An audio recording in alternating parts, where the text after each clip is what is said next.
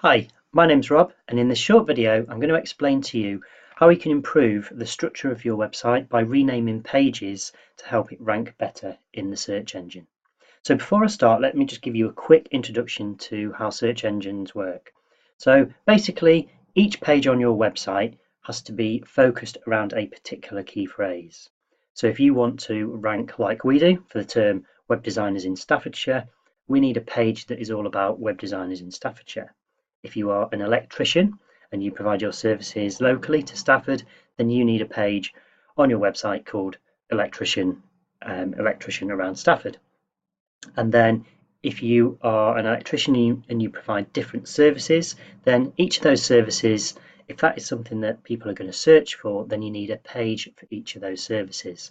Because Google looks at a single page on a website, looks at what that particular page is about. So if it's a bit generic and there's lots of different services on there, it gets a bit confused about what the page is about. Whereas if you've got a single page dedicated to, for example, house rewiring, then Google will know this page is all about house rewiring. So if somebody types that into the search engine, that's the page it's going to show them. So when we look at our page structure, we really want to, yes, we want to think about the user and make sure they understand how to navigate the site, but it's also really important to make sure the search engines know what your key phrases are. So the example I've got up here is just a demo website that I've put together. You can see we've got 4 pages. Now, our entry-level website is called Webbox Startup, and that is a 4-page website. It's the smallest package that we do, and 4 pages is just about enough to get enough content on there to start you help ranking in the search engines. So the setup that we've got at the moment is typically what most people who don't necessarily understand search engines would choose as their pages. So they'd go for a home page, a services page, which is kind of listing all their services, an about us page, and a contact us page. Now, as far as the search engines are concerned, this page here is about something called services, which is a very generic phrase, and there'll be literally billions of web pages on the internet that are all about services, so it's not specific. About us, again, it's not got any kind of key phrases in there, so it's just about the phrase about us.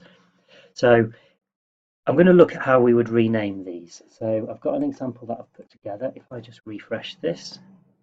So to improve on this, if we were an electrician in Stafford, for example,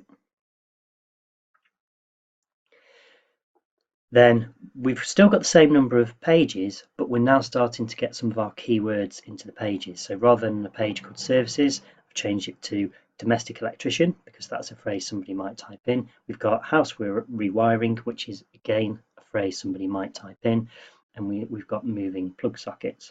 So we've got 3 pages here that are now focused around a particular topic, and then the content on those pages needs to be focused just on that key phrase.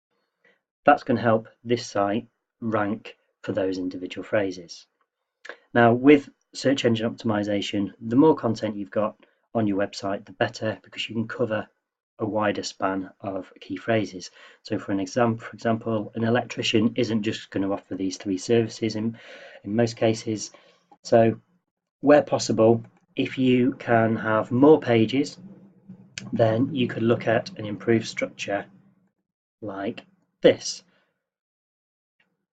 So here we've added some more pages. We've split domestic electrician and commercial electrician into two different subcategories. So within domestic electrician, we've got some additional services, and each of these has got its own page. The advantage of this is that we're now covering a lot more key phrases. So although the website is slightly bigger, in the eyes of the search engines, it's got a lot more content and it's got a lot more key phrases that we are more likely to rank for than just by having a single services page. So in summary, when you are thinking about your pages, also think about what phrases do you want to rank in the search engines for, and come up with a list of phrases, and then you really need a page dedicated to each of those phrases. So if you come up with a list of 10 phrases that you want to rank really well in Google for, then you really need 10 pages. If you come up with a list of 50 phrases, then you need a 50-page website. It is as simple as that. Hope that makes sense. As usual, if you would like a chat about your SEO and your page structure, just get in touch with the team at Redbox.